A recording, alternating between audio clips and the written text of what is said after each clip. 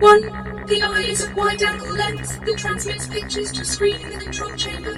The lens enables a Dalek to view almost all directions at once.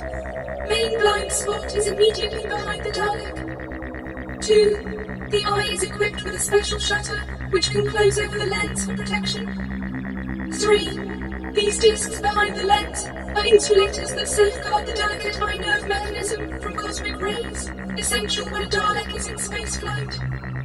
4. Inside the dome is the voice machine and translator unit, which connects to the control chamber. A Dalek has no vocal cords, so this unit amplifies thoughts into speech and is sensitive to whatever language is necessary. For example, an Englishman would hear a Dalek's thought noises, as though the Dalek was speaking English.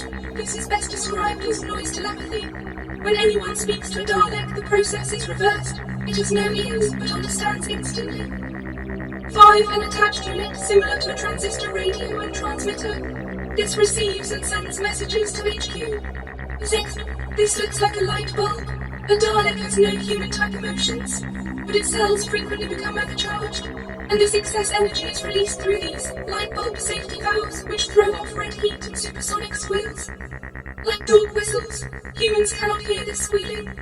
This release of energy is equivalent to humans losing their temper before these valves were evolved. Early Daleks literally exploded with rage. 7, 8, and 9 supersensitive recording screens, all light and sound waves, are picked up by these photosonic screens and transmitted through a computer. 8.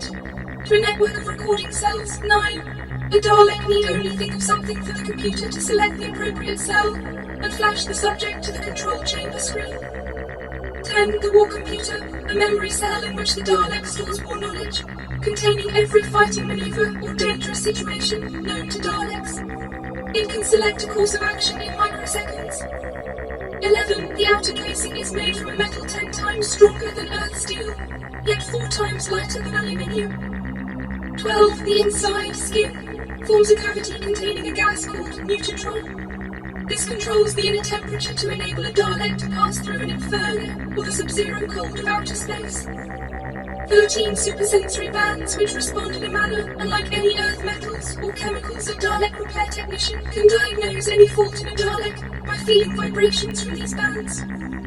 14 and 15, the blast gun, connected to a small chamber, contains a dynamatic unit producing an immense electric discharge from the gun. The effect is like a bolt of lightning.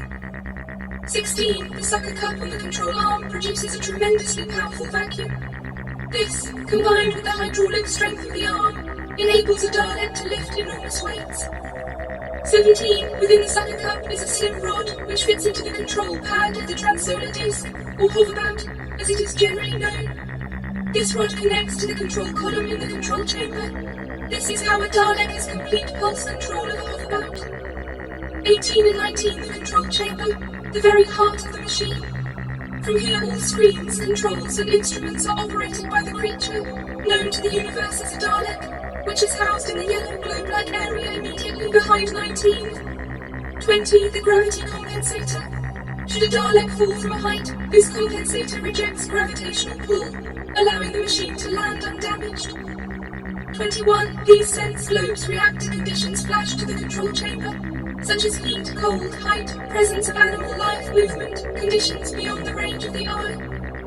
22. The attractor, a magnet far beyond Earth conceptions of electromagnets. It can compensate any angle of movement, change its polarity, and is so powerful that a Dalek can climb vertical surfaces as easily as Earthmen walk along a flat road. 23. This large metal ball with balancing globes around it is the motive power. It rotates to propel the Dalek and can change direction easily at any speed. On the planet Skara, all floors are metal and charged with electricity. The motive ball picks up current, transmits it to the energy cells at its center, and converts it into motive power. 24. When away from Skara, a Dalek obtains motive energy from a solar battery which is recharged by sunlight. 3 of the sense globes are photoelectric cells used for this purpose. When operating outside the solar system, energy can be gathered from any star, though recharging time is longer. This is why a Dalek seems somewhat sluggish after a journey through interstellar space, i.e. outside the solar system. 25. Flotation tanks. Should a Dalek be immersed in water, these tanks keep it upright and afloat. They are filled with capsules of gas which can also be used to propel a Dalek through water by ejecting some of the gas under pressure. 26 Dalek fenders. In close fighting, Daleks often go wild with their blast guns, and these bumpers warn them when other Daleks are dangerously close. During the Battle of Mercury and the Scar in year 115-196, half the Dalek squadrons were wiped out by their own Daleks, because these fenders hadn't at that time been evolved and fitted.